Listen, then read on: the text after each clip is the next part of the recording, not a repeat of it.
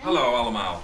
We gaan het volgende doen. Jullie spelen een scène waar jullie journalisten zijn en waarin René politie-inspecteur of commissaris is. En er is een crimineel ontsnapt, Tyrone Pereira, deze ochtend. Hallo, luister maar even naar mij hoor, want ik ga jullie één keer vertellen wat we gaan doen. Jullie zijn heel nieuwsgierig, zij heeft eigenlijk een verklaring, maar jullie kunnen ook af en toe gewoon echt vragen stellen. Zoals, wat is er precies gebeurd? Hoe heeft hij kunnen ontsnappen? Klopt het dat er een bewaker gewond is geraakt? Nou, dat kan gewoon gevraagd worden. En dan gaan we, opname en geluid vraag. Actie! Het gaat inderdaad om een gedetineerde van de penitentiaire inrichting Leeuwarden. Hoe heeft dit kunnen gebeuren?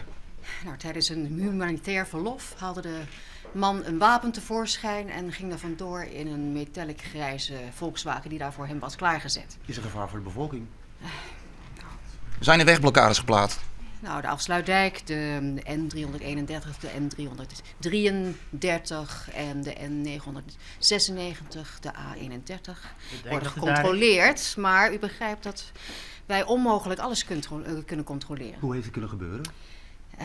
Hier wil ik het graag bij. Klopt het dat een bewaker gewond is geraakt? Dank u wel. Hoe heeft het dat vertellen? Moeten de Vries zich zorgen maken? Hallo, hallo.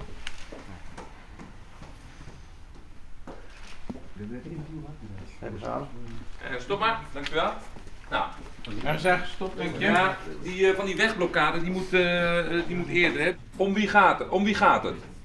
Waarvoor is hij veroordeeld? Hoe lang moest hij nog? René Zoutendijk, om te beginnen, wat voor rol speelt u? Nou, ik speel Carla Vreeswijk, dat is de korpschef van de recherche-eenheid.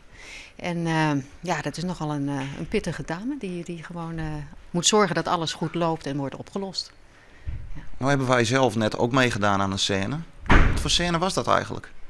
Nou, dat is een scène waar zij de pers te woord staat. En op een gegeven moment ook degene die nieuw komt werken bij ons in het team. Die ontmoet ze voor de eerste keer. En daar is ze even heel duidelijk tegen dat zij de baas is. En dat het gaat volgens haar manier en niet anders. Ja, ik heb ook begrepen, deze scène is onderdeel van de allereerste aflevering. Ja. Iets met een ontsnapte gek. Kunt u hier al iets over vertellen? Ja, nou ja, dat gaat natuurlijk niet. Zonder het verhaal weg te geven is het natuurlijk best lastig. Vooral bij een politieserie natuurlijk. Maar ja, er is iemand ontsnapt en die moet teruggevonden worden. En het blijkt dat waarvoor die zit eigenlijk niet helemaal 4 jaar geleden niet helemaal goed en duidelijk is afgehandeld. En nou ja, op een gegeven moment op een nogal controversiële manier wordt het door de nieuwe persoon binnen het team op haar manier opgelost. Wenny van Dijk, waar zijn we hier en waar moeten we hier eigenlijk zijn? We zijn in Hilversum, maar op televisie straks zijn we in Leeuwarden. Het hoofdkantoor hier. En wat gebeurt hier zoal? De verhoren worden hier afgenomen. Ja, er wordt hier natuurlijk veel gebraind over wie de moord zou kunnen hebben gepleegd. Of als hij nog niet gepleegd is, hoe we dat allemaal tegen moeten houden.